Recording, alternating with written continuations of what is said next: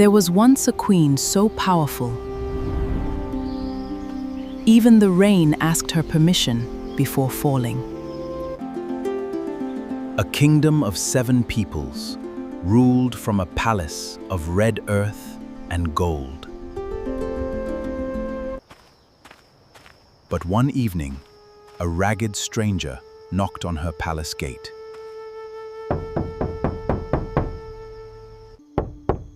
And by sunrise, she had given up everything.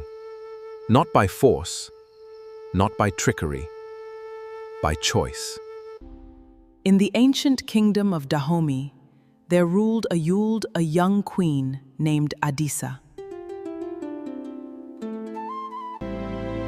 Her name meant one who is clear.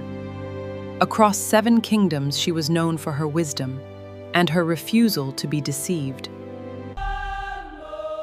This was a land where women warriors once defended the throne with iron spears. For 3 years, kings and chiefs sent gifts: gold, cattle, rare spices from distant shores. Her council grew restless. A queen without a king brings no heirs. All seeking her hand.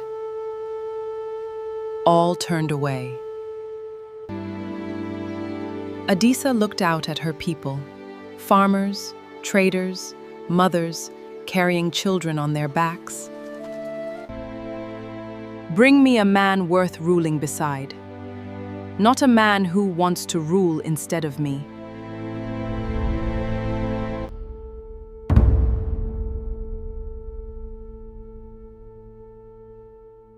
No one could find him. Then came the drought.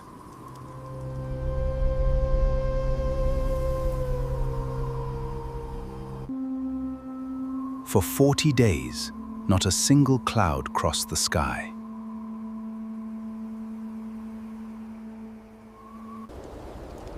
Rivers shrank to mud.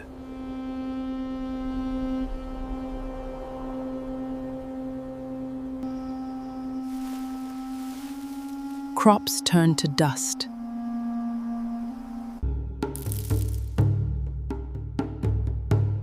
The queen summoned her diviners. She consulted her priests. She offered sacrifices at the baobab tree, older than her grandmother's grandmother.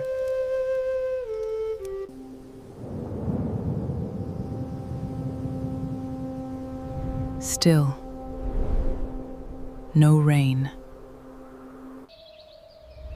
On the 41st day, a man appeared at the palace gate. He wore torn clothes. He wore cracked sandals. He carried nothing but a small clay pot, sealed with a single green leaf. The guards laughed at him.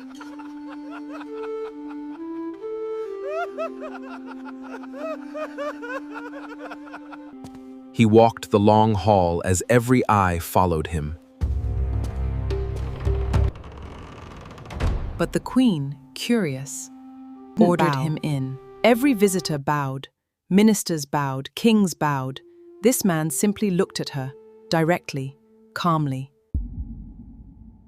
Your Majesty, your drought is not about water.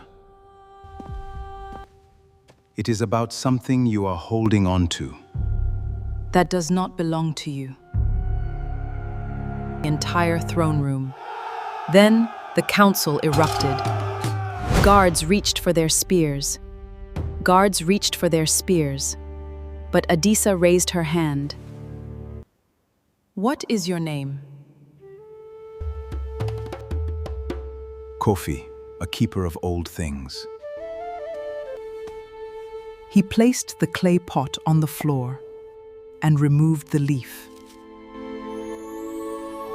This seed was stolen from the earth by your great-great-grandfather during the first conquest. The ground remembers, and it will not give water until it is returned.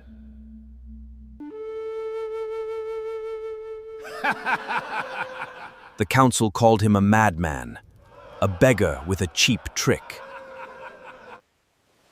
But the queen walked down from her throne, something no queen had done in public for generations. Seed. She walked down, past her stunned council, toward the pot, and knelt beside the pot, a queen on the floor of her own hall. She touched the seed, that faint warmth, and she knew, deep in her bones, he was telling the truth. The court did not understand. But the queen had decided. That night, when the court had gone, Adisa called the stranger back, alone. The land was never truly owned, only borrowed, always borrowed. He told her of the ancient agreement between the first people and the earth. Your ancestors took more than they returned. The earth was patient for generations. But patience has a limit.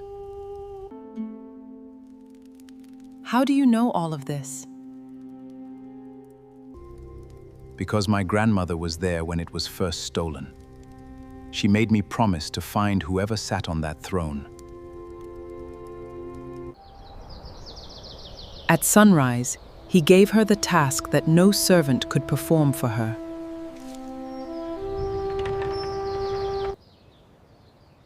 You must walk to the old baobab, alone, with nothing. Not your crown, not your guards, not even your sandals.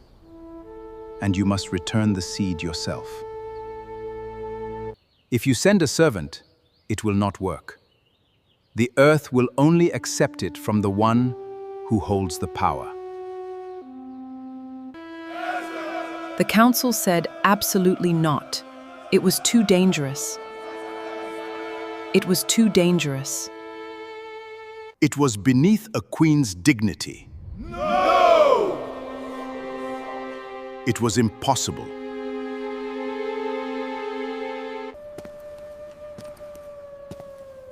Adisa looked at her crown.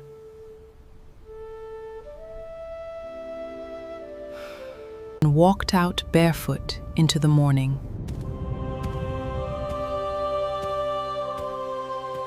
She walked alone, no guards, no royal cloth, no sandals on her feet. Her people stared as she passed, their queen, barefoot, carrying a small clay pot like a village woman. Every step was new to her. The earth was hot and real beneath her. She walked beyond the village, into the open land, alone.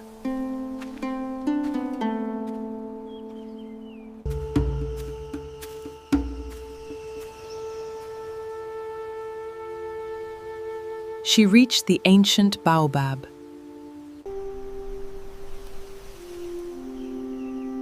Knelt at its roots.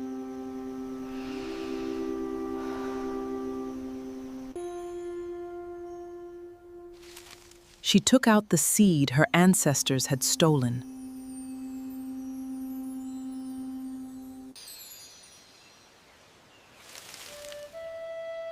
Pressed the seed gently into the dark earth. And then she sat back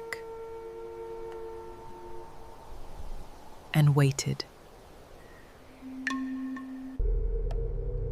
Nothing happened. 1 minute, 2, 5, She almost stood to leave. She almost stood to leave. Then she felt it, a trembling beneath her bare feet, so soft, like a heartbeat.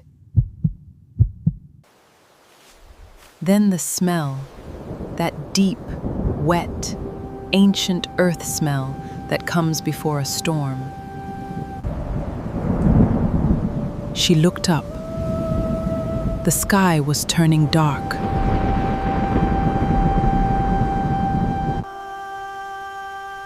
And then the first raindrop fell. It hit her cheek. And she wept.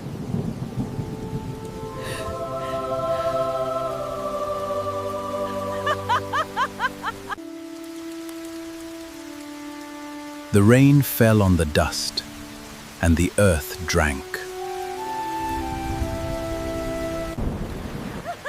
Laughing and crying all at once.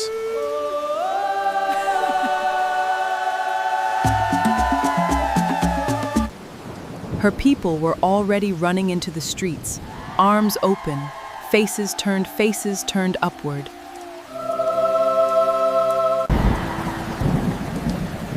By the time she reached the palace gates, her kingdom was alive again.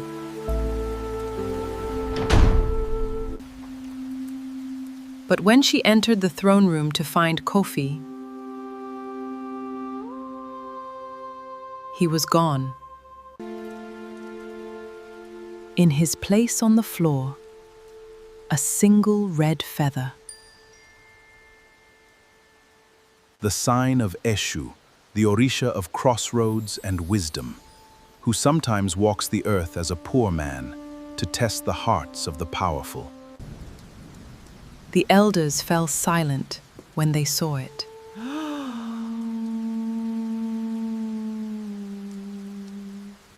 The rains came for 7 years without stopping. The kingdom flourished like it never had before.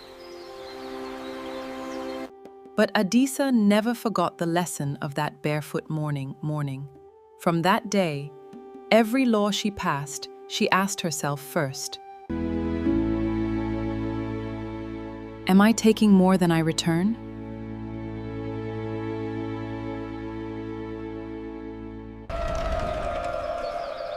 For she had learned what her ancestors forgot. True wealth is not what you hold, it is what you are willing to give back. And in the end, it was not a king who saved her kingdom, and the courage of a queen who chose wisdom over pride.